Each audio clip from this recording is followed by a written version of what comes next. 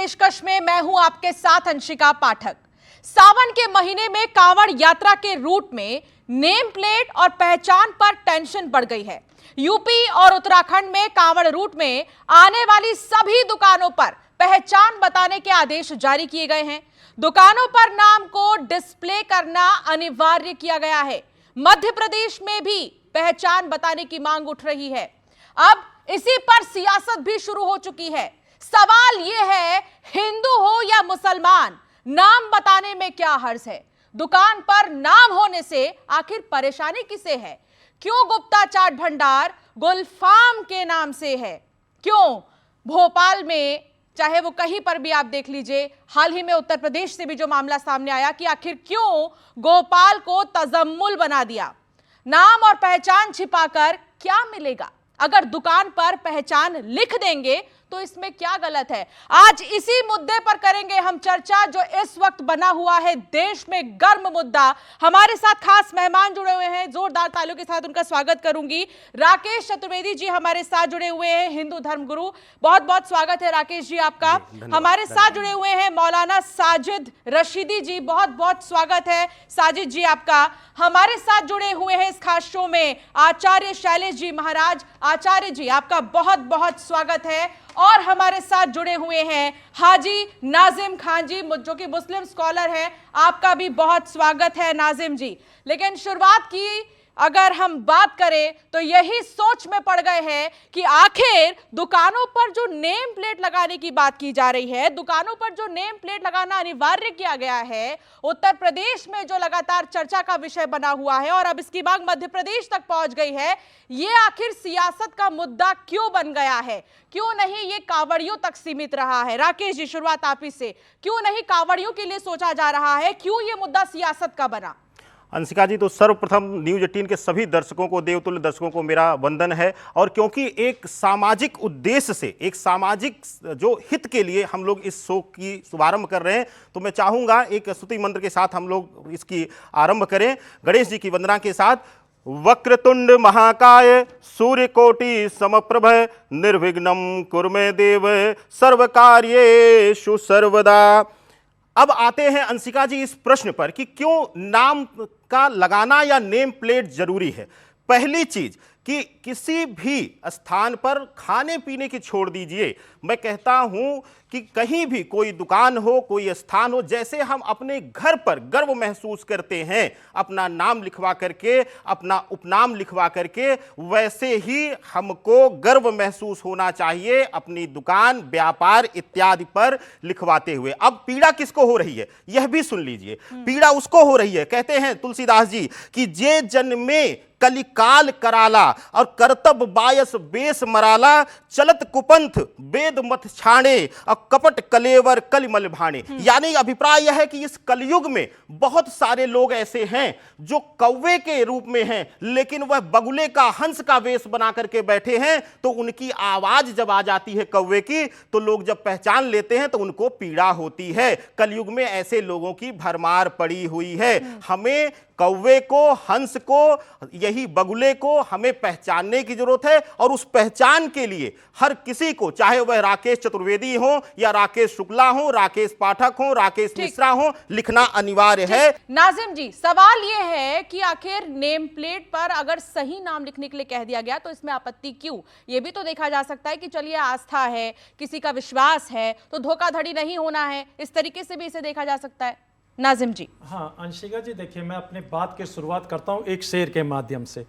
वो समुद्र को खंगालने में लगे हैं, हमारी कमियां हम में निकालने में लगे हैं। जिनका कोई वकार नहीं है, आज वो हमारी पगड़ियों को उछालने में लगे। अब देखिए भाई के हिंदू भाई जिस तरीके की कांवड़ यात्रा की बात करें, तो मैं कहता हूं कि देखिए सबसे पहले मुल्क संविधान से चलता, आस्था से नहीं। और देखिए जब हिंदू भाइयों की कांवड़ यात्रा तो उसका हम सम्मान करते हैं, लेकिन ये बता दीजिए हम लोगों के पास आधार कार्ड है, पैन कार्ड है, वोटर कार्ड है, लेकिन इन लोगों की तरह हमारे पास वो विक्टिम कार्ड नहीं है। भाई वो विक्टिम कार्ड जो आप खेलने की कोशिश करें वो बंद कर दीजिए। भाई आस्था है, हम मानते हैं। और भाई जब कांवड़ यात्रा निकलती है तो देखिए हाजी नाजिम खान भी फल लेकर खड़ा होता है अपने हिंदू भाइयों की कांवड़ यात्रा में, लेकिन कभी वो नहीं पूछते कि हाँ आपका नाम क्या है, आपका मजहब क्या। लेकिन जिस तरीके से यहां पर होटलों के अंदर चेकिंग करी गई, वहां पर फ्री एलिमेंट को किस तरीके से परमिशन दी गई, भाई वहां पर शासन है, प्रशासन है, लेकिन वो जो बेड फ्री में एलिमेंट है भाई उनको परमिशन किसने दी?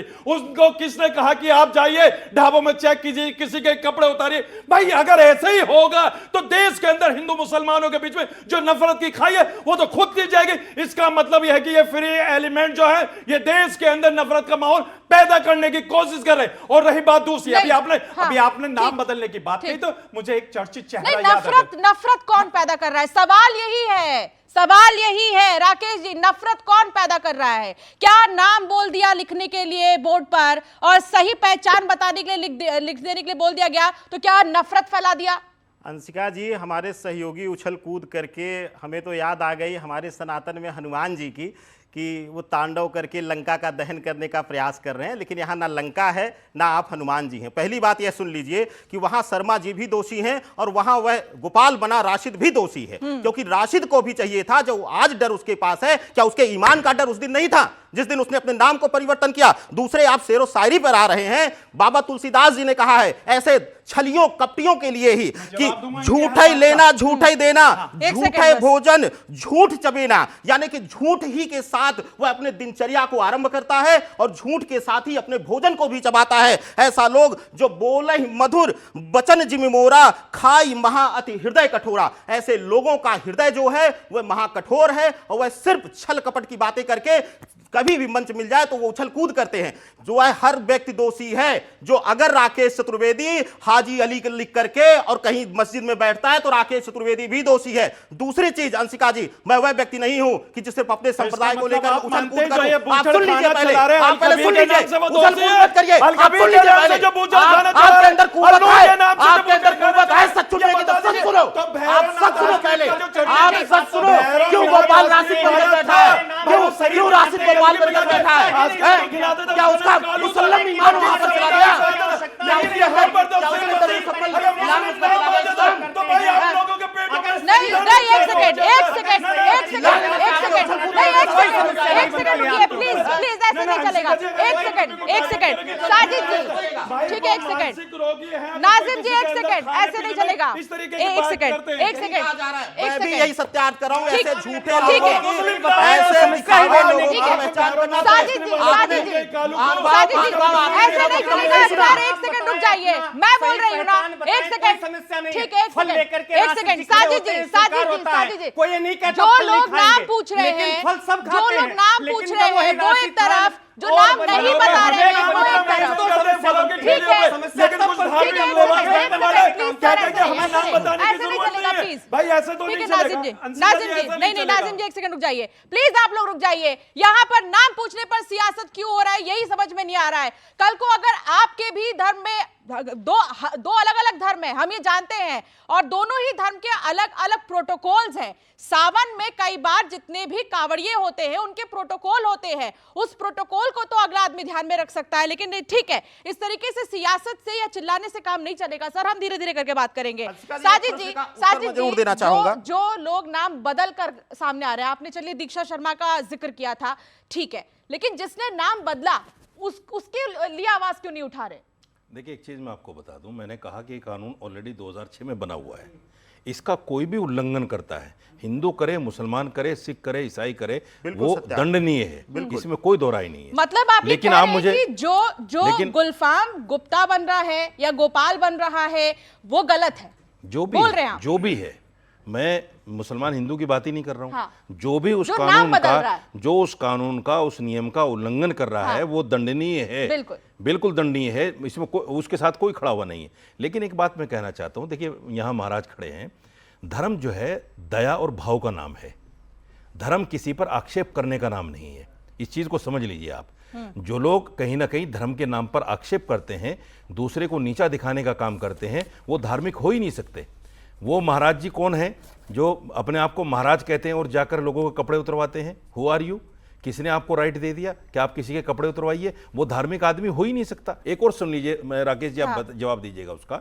देखिए, मैं किसी धर्म को बुरा नहीं मानता, धर्म सब अच्छे हैं, हम बुरे हो सकते हैं, हमारे अंदर कमियां हो सकती हैं, धर्म में कमी नहीं होती किसी के भी।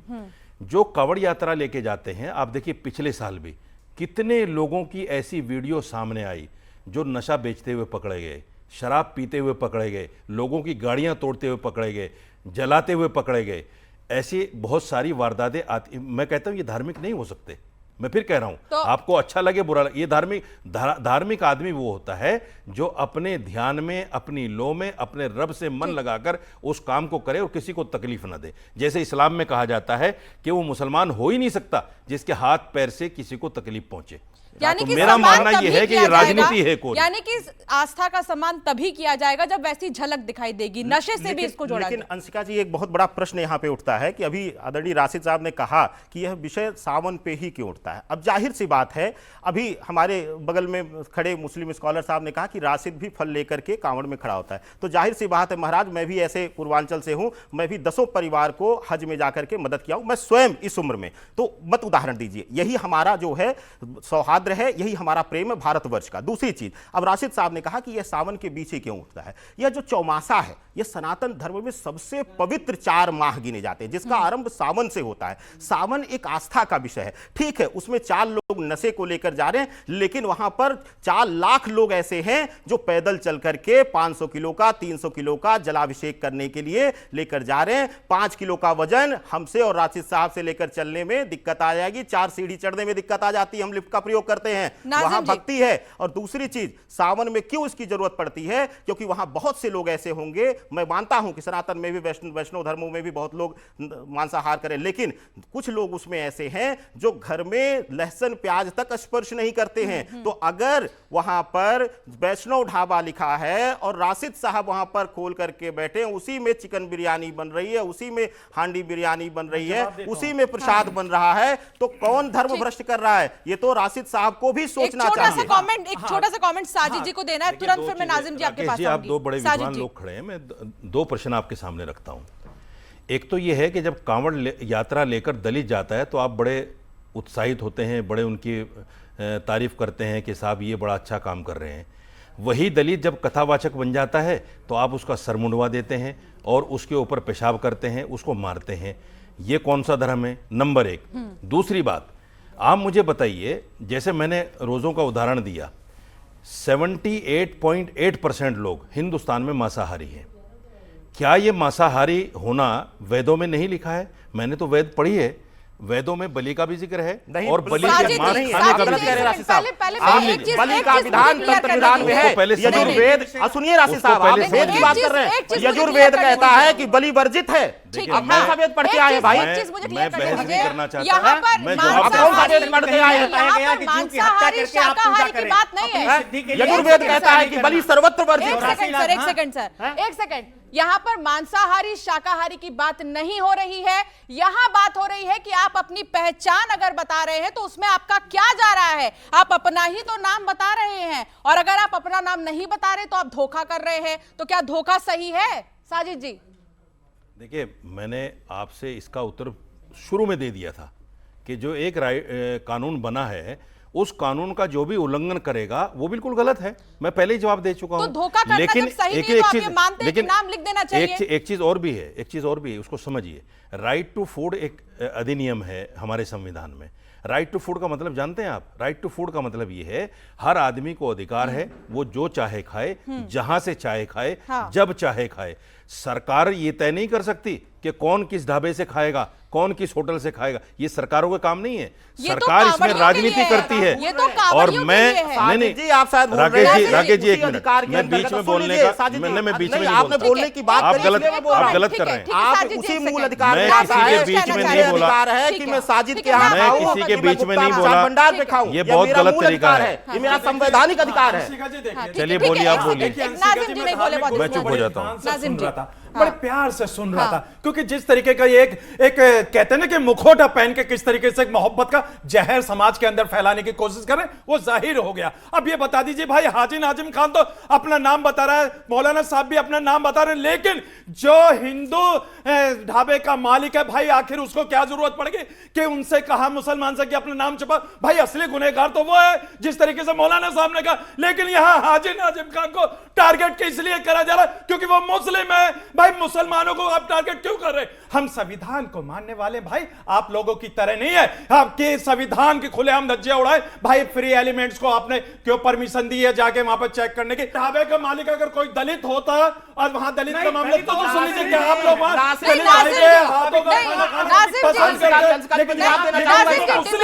डिबेट इस बात का नहीं है, डिबेट इस बात का नहीं है कि हिंदू या मुस्लिम। एक सेकंड राकेश जी, यहाँ पर एक सेकंड नाजिम जी, एक सेकंड। डिबेट इस चीज का नहीं है कि हिंदू और मुस्लिम करना है, डिबेट इस चीज का है कि धोखाधड़ी नहीं करनी है। तो धोखाधड़ी पर बात रखिए। आप ये क्यों पूछ रहे हैं कि मुस्लिमों से नफरत है या हिंदुओं से नफरत है? ये बात यहाँ कहां से आई है? शैलेश जी एक सेकंड, अब शैलेश जी कावड़ियों के लिए,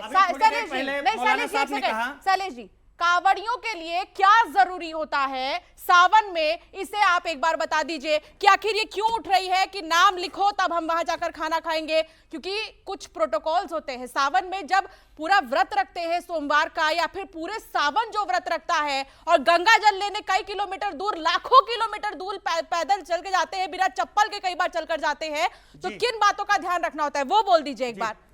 मैं एक चीज बताऊं, एकादशी, देवशयनी एकादशी से लेकर के कार्तिक मास की देव उठौनी एकादशी तक, यह 4 महीने बहुत ही पवित्र मास होता है, जिसमें प्रथम में शिव जी को यह अवसर प्राप्त होता है, देवताओं के द्वारा दिया जाता है कि भगवान जल में जाते हैं और शिव जी इस धराधाम पे आते हैं। इसमें 2 कथाएं और वर्णित आती हैं, उस पे ना जाते हुए मैं एक छोटा सा बताऊंगा आप सबको कि जो कांवड़ चढ़ाने का है शिव जी के ऊपर, क्यों कांवड़ चढ़ाते हैं हम, क्या कारण है? शिव जी को प्रसन्न करने। क्यों?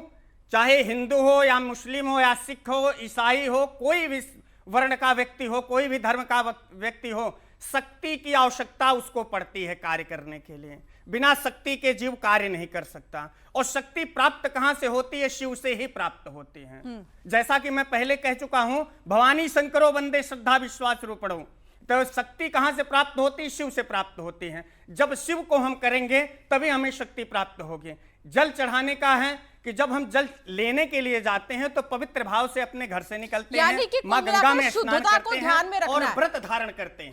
व्रत धारण करते हुए कि कांवड़ लेकर के मैं चल रहा हूं, और पवित्रता से रहते हुए, भोजन करते हुए, शुद्धता के साथ में शयन करते हुए, कांवड़ को बिना नीचे रखे ही जहां वो निर्धारित स्थान है वहां ले जाकर के शिव जी पे शिवाय नमस्तुभ्यम अर्पण सिर्फ करेंगे। 1 महीने की बात नाजिम जी, सिर्फ 1 अब महीने के उसमें लिए, अगर सिर्फ 1 बिगड़ने आ महीने के लिए जाए, तो होता है। अंशिका जी देखिए, अगर आप तो उसमें एक बिगड़ने महीने आ की जाएगा, बात करते हैं। देखिए अगर अगर आपको रास्ते में बता दूं, किसी भी सुन लीजिए प्रकार का महाराज जी, व्यक्ति, सुन लीजिए, किसी जब भी प्रकार जब का- रमजान का अभी बात पवित्र पूरी नहीं महीना हुई है, आता है, मौलाना सुन साहब, लीजिए एक भाई, मिनट, आपके एक काम मिनट, की बात चीज चालीस है, जी, आपके हाँ। काम की चीज है। मैं रमजान के 30 सेकंड, 30 एक सेकंड, मिनट, बात जल्दी पूरी से, नहीं 30 सेकंड, हुई। जल्दी से। तो यदि हमारा व्रत जल्दी से। भंग हो रहा है कि भोजन को लेकर के नाम गलत बता करके हमें पानी पिलाने वाले राशिद पिलाएं, कोई आपत्ति नहीं है। हाँ। लेकिन हम राशिद जी की भी पवित्रता को तो जाने, राशिद जी पवित्रता कितना कर रहे हैं, या राकेश चतुर्वेदी जी के अंदर पवित्रता कितनी है। जब तक आप हमारे श्रद्धा के विषय में, हमारे धर्म के विषय में नहीं जानेंगे, तब तक आपकी शुद्धता और पवित्रता हम कैसे स्वीकार कर पाएंगे। सलमान दे तो धर्म भ्रष्ट हो रहा है, नहीं, मैं अगर आपकी बात हिंदू से वही पूरी काम satisfied। करे तो धर्म हाँ, भ्रष्ट नहीं है। नहीं, आपकी बात ये तो सही बड़ी है। अजीब सी बात आपकी है। बात मुसलमान सही का है विषय कि नहीं, जो जिस भाव से मुसलमान दे का रहे विषय नहीं। मैं एक चीज बताऊं, मुसलमान का विषय चलिए। नहीं। मैं वही कह रहा हूं, मैं देखिए, विषय आप हिंदू देख मुसलमान सकते हैं का मैं ही क्या नहीं। वस्त्र पहन रहा हूं।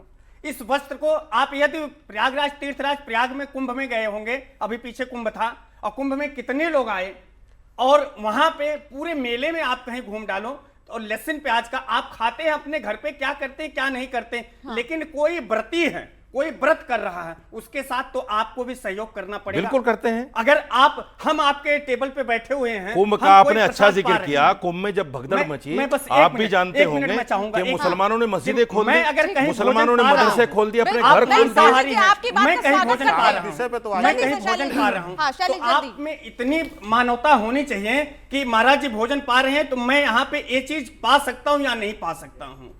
तो इतनी शुद्धता तो आप कर सकते हैं। और आपको दूसरी भी चीज, करना है। मैं मुझे भी करना है, प्रत्येक सबसे प्रत्येक पहले व्यक्ति मुझे का, करना है, चूंकि प्रत्येक मेरा व्रत है। व्यक्ति का, प्रत्येक व्यक्ति का, प्रत्येक सनातनी का यह धर्म है कि एक दूसरे का सहयोग करे, किसी के धर्म को नीचा नहीं दिखाना, बट यह है कि आघात हमेशा सनातन पे ही किया जाता है। ठीक है, नहीं शैलेश जी, साजिद जी का ये कहना है, दो मैं पैसे साजिद जी- कमाने के लिए सामने वाला मेरे साथ छलकपट कर सकता है, चाहे वो हिंदू है मुसलमान। हमारे यहाँ भी कुछ लोग ऐसे हैं जो गलत चीज बेच रहे हैं। होटल के अंदर जाते हैं तो वहां पे एक मेनू होता है, तो मेनू के अंदर पूरा चार्ट लिखा हुआ होता है, सारे खानों का होता है। फिर उसमें अगर ये पूछे कि भी मेनू में कि भी आपने इसका मालिक का नाम क्यों नहीं लिखा, भाई देखिए एक जीएसटी नंबर भी होता है वहां पे, और जीएसटी नंबर के साथ आप एक बार कोड भी होता है। भाई बार कोड में आप स्कैन करके पूरी डिटेल ले सकते हैं। आपको तो फिर पता ही नहीं है। सुन लीजिए, अब सुन लीजिए, आपने होटल की बात किया, इसका जी, मतलब अब आप सुन लोग- लीजिए, आप साजिद जी, आपका विरोध होगा जब आप गलत बोलेंगे, आपका विरोध होगा। आप गलत बोलेंगे, चीखने से आपकी बात कुछ नहीं हो जाएगी। सम्मान कर रहा हूं, आप सम्मान क्या कर रहे हैं? आपको सम्मान करना पड़ेगा। आप क्या बात करते हैं?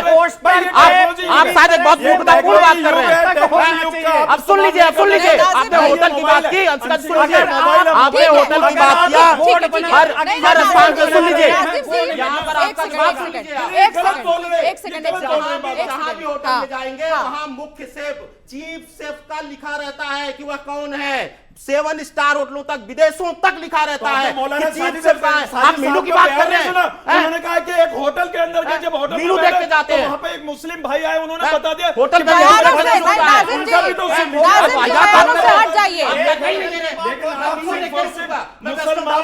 मुसलमान बिजनेस न करे, आप हिंदू मुस्लिम आप जैसे लोग जो चंदा भड़काने का काम करते हैं, आप जैसे लोग सनातन को बदनाम कर रहे हैं। एक सेकंड नाज़िम जी, तो आप ये नहीं चाहते, आप नहीं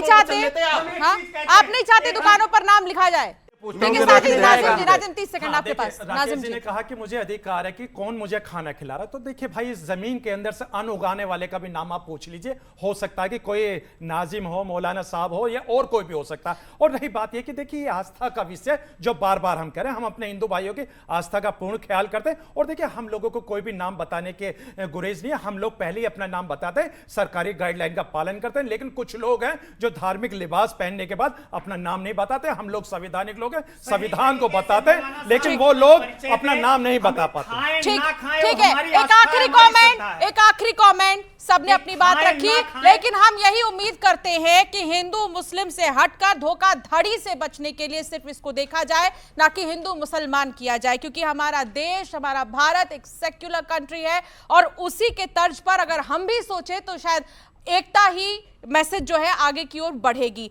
शैलेश जी, एक आखिरी कमेंट आपसे, नेम प्लेट लगाने को लेकर आप सही समझ रहे हैं, गलत? हाँ या ना में जवाब दीजिएगा, आप समय नहीं है, हाँ या ना? नेम प्लेट जरूर लगाना चाहिए, साजिद जी, कानून है, हाँ या ना? अब तो बोल दीजिए। अच्छा, हाँ, कानून का जो पालन नहीं करेगा, सुनिए सुनिए, नहीं मतलब हाँ है ना, कानून है तो जो हाँ है। कानून का पालन नहीं करेगा वो देशद्रोही है। वो तो देशद्रोही है भाई, एक शब्द, हाँ, जो कानून का पालन नहीं करेगा देशद्रोही है। कितनी बड़ी बात कह रहे हैं, हाँ की बात ही नहीं। मतलब मैं उस आदमी को देशद्रोही कह रहा हूँ, ये बड़ी बात नहीं है आपके लिए? नहीं, बहुत बड़ी बात है, आपके लिए बड़ी बात नहीं है, बहुत बड़ी बात है। देखिए ये है वो भाव जो हिंदू मुसलमान को बांटता है। मैं कह रहा हूँ वो देशद्रोही है, मैं कह रहा हूँ वो देशद्रोही है जो पालन ना करे। हिंदू मुसलमान करा रही है, नहीं तो कोई फर्क ही नहीं कहीं भी। सैकड़ों ट्रांजैक्शन, अच्छा, फल की दुकान पर सॉरी, मुझे यहीं पे वो क्या मजबूरी है? वो दूसरी मजबूरी इस पर बात करेंगे। मुझे मेरी चर्चा यहीं रोकनी होगी, लेकिन बहुत अच्छा लगा आज जो मैसेज हमने दिया है दर्शकों को कि सारी चीजें एक तरफ, लेकिन एकता में ही अनेकता है। शैलेश जी, बहुत शुक्रिया आपका हमारे साथ जुड़ने के लिए और इस चर्चा में शामिल होने के लिए, अपनी बात को बेबाकी से रखने के लिए। साजिद जी, आपका भी बहुत शुक्रिया अच्छे तरीके से समझाने के लिए, जैसे आपने अपनी बात रखी, बहुत अच्छा लगा आपके साथ चर्चा करके। आपका भी बहुत शुक्रिया नाजिम जी, जो शेरो शायरी अंदाज में आपने अपनी बात कही। राकेश जी, आपका भी बहुत शुक्रिया अपनी बात बेबाकी से रखने के लिए। फिलहाल हमारी खास पेशकश में इतना ही। आपका क्या मानना है इस मामले पर हमें जरूर अपने कमेंट्स के जरिए बताइएगा। हमारे सोशल मीडिया प्लेटफॉर्म से लेकर हमारे तमाम प्लेटफॉर्म्स पर आप अपने कमेंट्स जरूर कीजिएगा। फिलहाल नमस्कार।